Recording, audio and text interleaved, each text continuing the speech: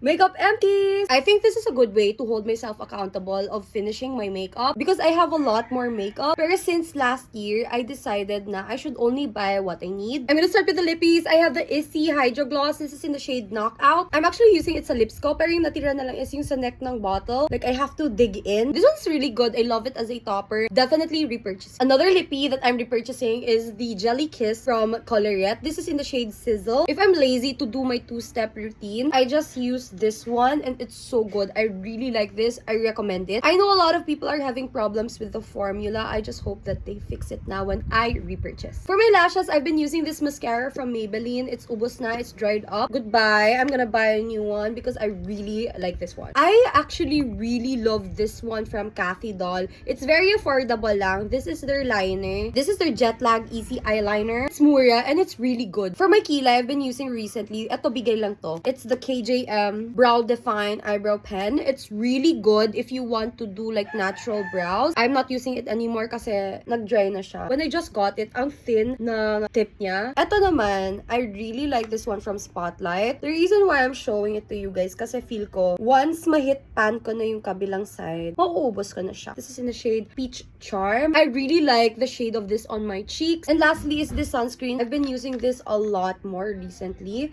Ubos na siya. Good thing meron pa ako isa because bigay nga nila. And I really like it. And that's basically it. Yun na guys. Bye!